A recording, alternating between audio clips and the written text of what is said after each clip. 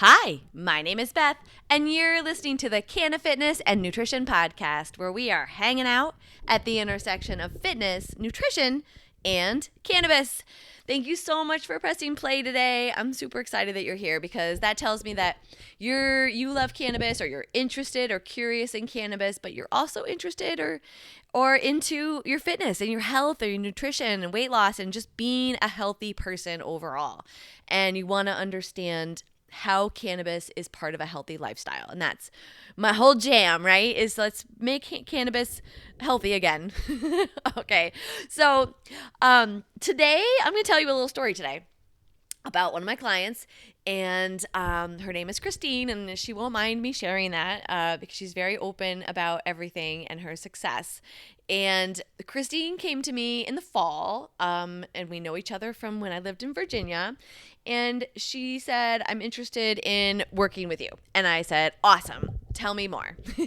And so she had been on Optavia, which is one of those like buy all the meal diets, I think, which is I feel like a scam. But anyway, she's been trying to lose weight. Let's just say that. She's also an occasional cannabis user, right? She uses it recreationally. One of the things she's mentioned to me is she loves to use it on a Saturday and then clean the house. You know, she likes it to be energizing and focused. Like, oh gosh. And I love that focus too, man. I love that focus where you can just get into the zone on things and really zone in. I think that is just one of my very favorite parts of cannabis. So she uses it for that and a little bit just recreationally, a little buzz just to change it up.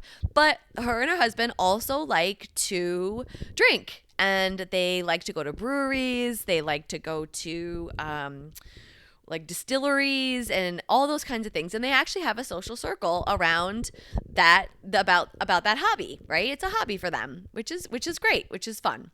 Okay, so let's fast forward. We did our initial 12 weeks, and she did fantastic. She learned about cannabis. We upgraded her workouts. We got her completely off of Optavia and started eating real food again without gaining weight. And now she was looking for a little bit more loss. So she actually came up with this idea on her own, and I was fully supportive. But she was wondering, because I think she had done this before, maybe years ago or last year or something, taking a break from alcohol completely. And I was all for it, of course, because I know that alcohol is hurting your metabolism. And I do always recommend people give it up, but that's easier said than done, and I understand that. So my goal as a coach is to help make sure you understand how it's affecting you and that it can be holding you back. But again, I'm not here to shame or guilt or anything, because we all have our vices, we all have our things, right? And especially if it's a part of a social thing, then, it can be a hard habit to break. So, we can work on other strategies. But anyway, long story short, she decided that she wanted to try a month without alcohol. And I was like, great, let's do it. I think that's a fantastic idea. You mentioned it, so let's go for it. So she took the month of March off of alcohol. She bought some cannabis drinks. She bought some powder mixes, which are actually kind of cool because they're nice and like discreet. You could take them with you if you're going out to a function, and you can put some of the powder in a non-alcoholic drink, a juice or a seltzer or something, and make your own infused beverage, right? There's so many cool products out on the market now. There's really no excuse. And she lives in a state where you can get products, but she can't get everything shipped. So it's kind of a weird state. I'll just say that. Okay.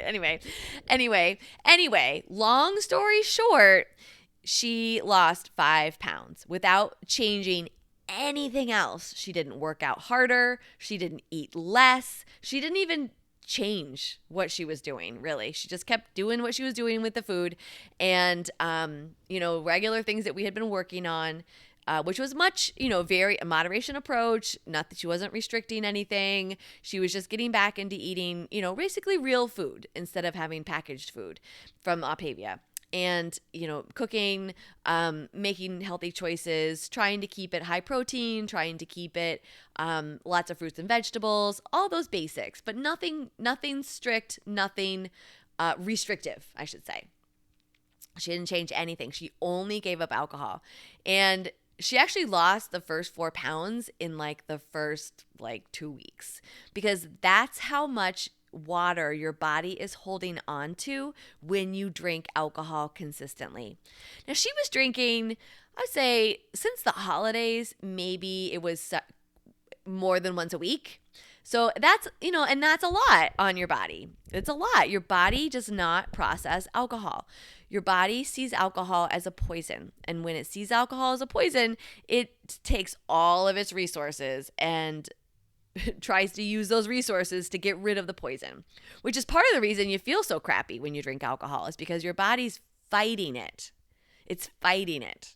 Your body's fighting it. Your body's saying, oh my gosh, let's get this out of the system. This is awful. They give you a headache, stomach ache, a gastro upset, right? Vomiting, nausea, like all of that from alcohol, because your body's fighting it.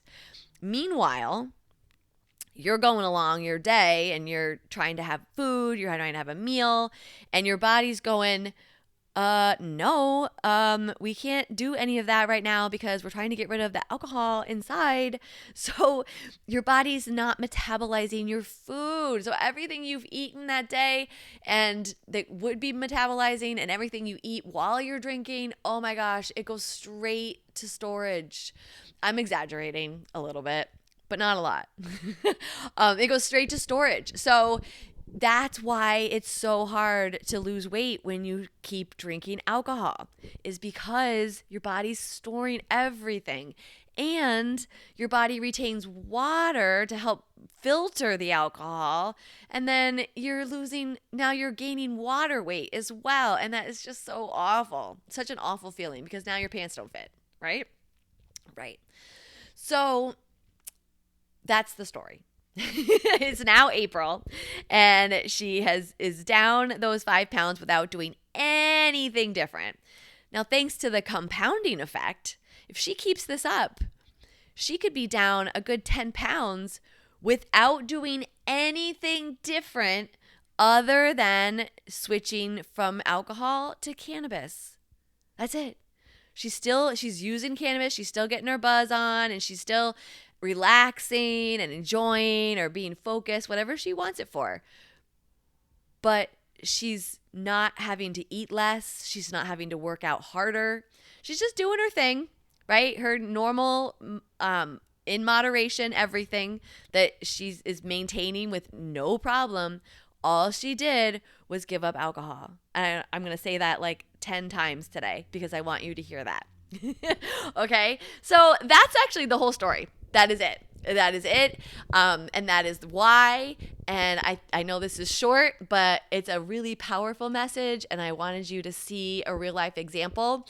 And every time I see a real life example, I'm going to bring you a real life example, because I'm super passionate about this, about how much you can enjoy cannabis and not have to use alcohol. And that's going to give you the weight loss that you've been looking for this whole time.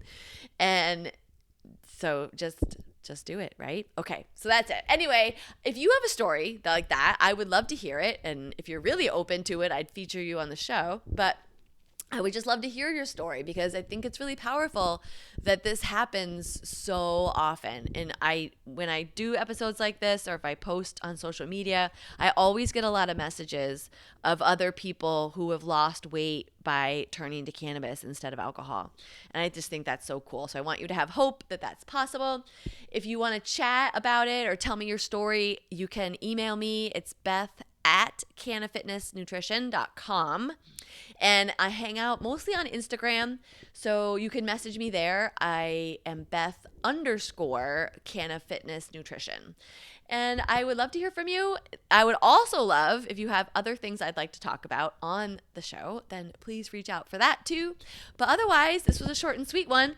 Have a wonderful day, and I'll see you next time.